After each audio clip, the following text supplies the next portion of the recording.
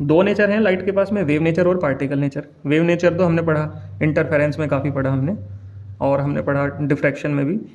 लेकिन particle nature हमने पढ़ा फोटो इलेक्ट्रिक इफेक्ट में।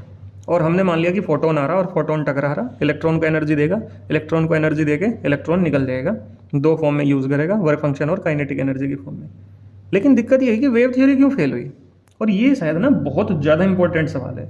अगर ग्राफ के बाद में कोई ज़्यादा इंपॉर्टेंट क्वेश्चन है तो वो फेलियर है वेव थ्योरी का। वेव थ्योरी क्यों नहीं एक्सप्लेन कर पाई फोटो इलेक्ट्रिक इफेक्ट को, क्यों हमें उसे पार्टिकल मानना पड़ा। तीन इसमें बेसिस हैं, तीन बेसिस पे हम इसे समझाएंगे। क्या क्या? वेव थ्योरी ये मानती है कि जो इंटेंसिटी है वो एनर्जी के डायरेक्टली प्रोपोर्शनल है। मतलब जैसे जैसे हम इंटेंसिटी बढ़ाएंगे ना, ऐसे ऐसे ही एनर्जी बढ़ती चली जाएगी। अब आप समझो जरा, इसका मतलब तो ये हुआ कि आप ना किसी भी फ्रिक्वेंसी के रेडिएशन डालो, चाहे वो थ्रेशोल्ड फ्रिक्वेंसी से भी कम हो, बस इंटेंसिटी बढ़ा दो। इंटेंसिटी बढ़ने से क्या होगा? एनर्जी बढ़ जाएगी। जबकि हमने समझा कि एनर्जी तो फ्रिक्वेंसी पे डिपेंड करती है, और जब तक फ्रिक्वेंसी से मतलब थ्रेशोल्ड फ्रिक्वेंसी से ज़्यादा फ्रिक्वेंसी नहीं होने की ना, तब तक तो इलेक्ट्रॉन निकलने के ही नहीं। यहाँ इंटेंसिटी में समझा जा रहा, यहाँ जो है वेव थ्योरी में हम ये मानते हैं कि इंटेंसिटी बढ़ाने से एनर्जी बढ़ जाए, जबकि ऐसा होता ही नहीं। ठीक है। सो electron can be emitted with any frequency. इसका मतलब इलेक्ट्रॉन किसी भी फ्रिक्वेंसी से निकाले जा सकें, जबकि हमने फोटो इलेक्ट्रिक इफेक्ट में थ्रेशोल्ड फ्रिक्वेंसी का कॉन्सेप्ट पढ़ा कि भाई बिना थ्रेशोल्ड फ्रिक्वेंसी से ज़्यादा फ्रिक्वेंसी के इलेक्ट्रॉन का एमिशन है नहीं, चाहे आप 10 नहीं 1 लाख फोटोन मार दो, जब तक उनकी एनर्जी ज़्यादा नहीं होने की ना। समझो जरा एक बार फिर बात को। मान लिया एक सरफेस है ये, और इसका जो वर्क फंक्शन है वो 5 इलेक्ट्रॉन वोल्ट का है। ठीक है, 5 इलेक्ट्रॉन वोल्ट का इसका वर्क फंक्शन है, और यहाँ से रेडिएशन आ रही है, और इस रेडिएशन की जो एनर्जी है वो 2 इलेक्ट्रॉन वोल्ट है। मतलब इसकी एनर्जी वर्क फंक्शन से कम है। कहाँ इलेक्ट्रॉन का एमिशन हो जाएगा?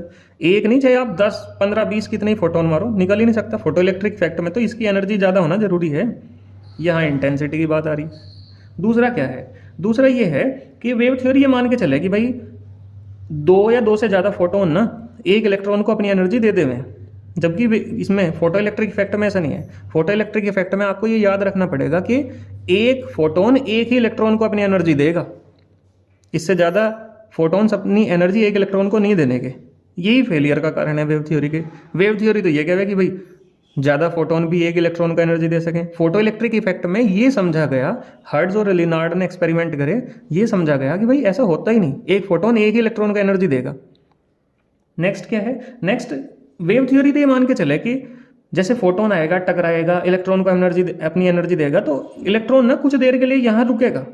रुकेगा किस लिए? कि भाई और फोटोन की भी एनर्जी ले सके वो, जबकि ऐसा वही नहीं करता। फोटो इलेक्ट्रिक इफेक्ट में आपने जो 4th लॉ पढ़ा था फोटो एमिशन का, वो ये पढ़ा था कि इंसिडेंस ऑफ फोटोन और एमिशन ऑफ इलेक्ट्रॉन में कोई टाइम लगता नहीं। There is no time lag between the striking of photon and emission of electron. जबकि वेव थ्योरी ना कुछ और मान के चले, वेव थ्योरी इसे समझा नहीं पाती बात को। ठीक, तो ये बहुत इंपॉर्टेंट है, 3 पॉइंट आप इन्हें ध्यान रखेंगे। वेव थ्योरी क्यों फेल हुई, ये क्वेश्चन काफ़ी बार बना एग्जाम के लिए।